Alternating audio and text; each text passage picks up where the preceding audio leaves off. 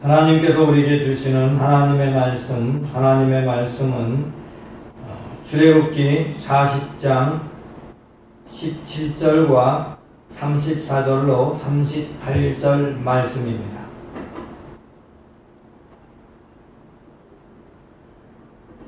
출애굽기 40장 17절과 34절로 38절 말씀을 제가 봉독할 때 여러분도 함께 합독하시기 바랍니다. 둘째 해 첫째 달 곧 그 달 초하루에 성막을 세우니라. 구름이 해막에 덮이고 여호와의 영광이 성막에 충만하며 모세가 해막에 들어갈 수 없었으니 이는 구름이 해막 위에 덮이고 여호와의 영광이 성막에 충만함이었으며, 구름이 성막 위에서 떠오를 때에는 이스라엘 자손이 그 모든 행진하는 길에 앞으로 나아갔고, 구름이 떠오르지 않을 때에는 떠오르는 날까지 나아가지 아니하였으며, 낮에는 여호와의 구름이 성막 위에 있고 밤에는 불이 그 구름 가운데 있음을 이스라엘 온 족속이 그 모든 행진하는 길에서 그들의 눈으로 보았더라.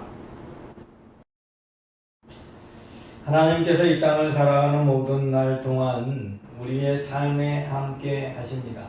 이스라엘 백성들에게 광야에서 성막을 만들어 주신 것, 이 성막을 만들고 성막을 세우게 하신 가장 중요한 의미가 무엇인가 하면 하나님이 함께 하신다라는 것을 보여주는 것입니다. 하나님께서 함께 하시는 것을 보여주고 하나님께서 그들의 모든 삶의 자리에 동행하시는 것을 성막을 형상적으로 보여줬습니다. 그래서 성막이 그들 가운데 항상 있었고, 이스라엘 모든 백성들은 성막이 세워지면 성막의 중심으로 쭉 둘러서 있었습니다. 그 이전 회막에 임시로 있을 때는 이스라엘 진영 바깥쪽에 있었지만 이제 성막으로 이동을 하기 시작하면 성막이 항상 한 가운데 있게 됩니다.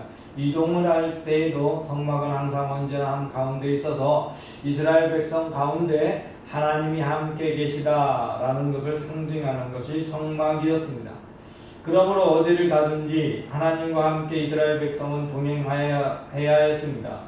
근데 중요한 것은요, 이스라엘 백성들이 어디를 갔대 이스라엘 백성들이 마음 먹고 나가기로 하면 하나님이 그 길을 함께 해주고 동행해 주는 것이 아닙니다. 하나님이 이스라엘 백성들과 함께하며 이스라엘 백성을 따라다니는 것이 아니라 이스라엘 백성이 하나님과 함께하며 하나님이 인도하시는 길을 따라가는 것입니다. 오늘 본문에 보면 구름이 해막에 덮여 있었다라고 말씀합니다. 그래서 아무도 들어갈 수 없는데, 구름이 성막에서 떠오르면 이라는 말은, 구름이 해막에 덮였다라는 말은 해막 가운데 하나님이 임해 있다라는 이야기고, 구름이 해막에서 떠올랐다라는 말은 하나님이 움직이기 시작했다라는 의미입니다. 그러므로 구름이 성막에서 떠오르게 되면 이스라엘 백성들은 그 성막을 거두어들이고 이동할 준비를 하게 되고, 구름이 준행하는 방향대로 그대로 나아갔습니다. 또한 구름이 멈추면 이스라엘 백성들도 그 자리에 멈췄고 다시 성막을 그 자리에 설치하게 됩니다. 성막을 설치하면 성막 가운데 다시 하나님의 구름이 임하여서 하나님의 영광이 임해 있는 상태. 언제나 성막에는 그런 일이 있었습니다. 낮에는 구름기둥으로 있었고 밤에는 불기둥을 가지고 있었습니다.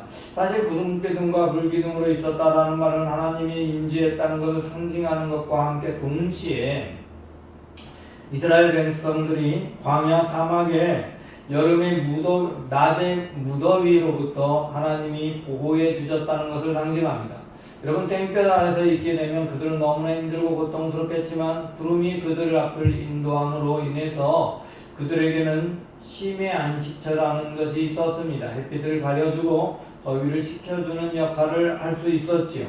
또한 동시에 밤에는 그 구름 대신에 하나님이 불기둥으로 그 자리에 임재해 있었습니다. 오늘 본문 38절 마지막에는 밤에는 불이 그 구름 가운데 있음을 이스라엘 족속이 그 모든 행진하는 길에서 눈으로 보았다라고 말씀하고 있습니다.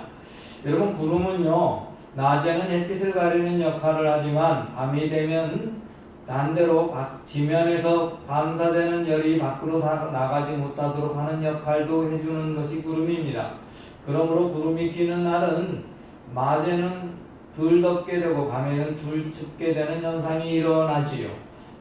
여러분, 낡은 날이 되면 새벽이 더 춥습니다. 구름이 낀 날은 새벽엔 덜 춥게 마련입니다. 여러분, 그렇게 되어 있어요. 그런데 게다가 밤에 불기둥이 있어서 밤 사이에 굉장히 사막은 추워지는데 그것을 막아주는 것입니다.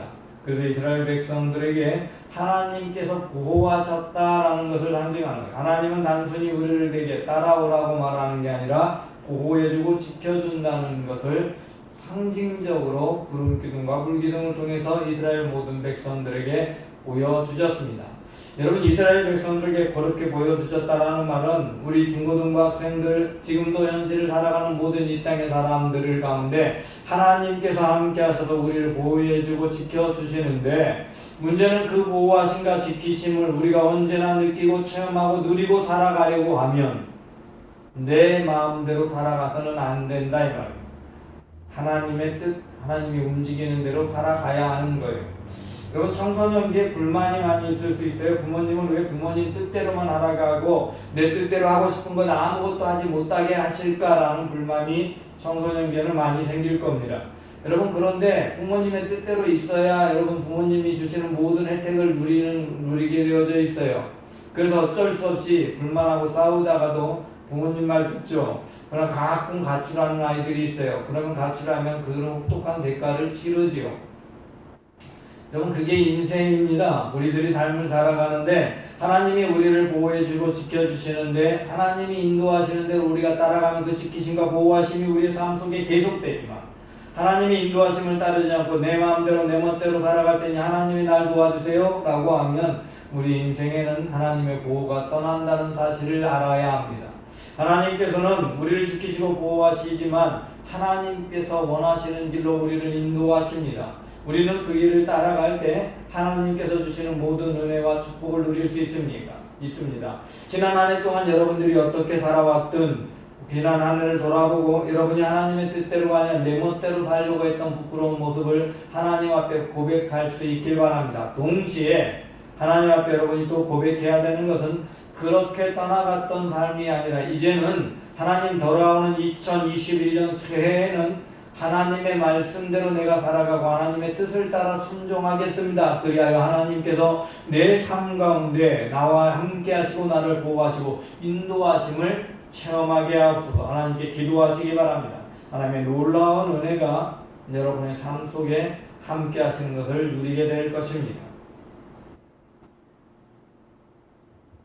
하나님, 오늘도 하나님께서 우리와 함께 하시고 우리의 모든 길에 동행하여 주심을 믿습니다.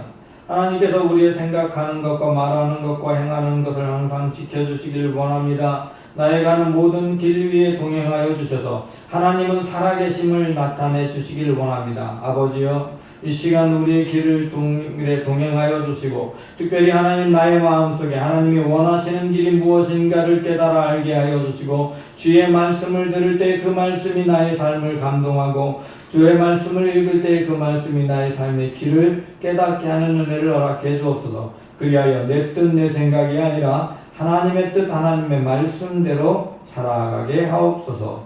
예수 그리스도 이름으로 기도드리옵나이다. 아멘.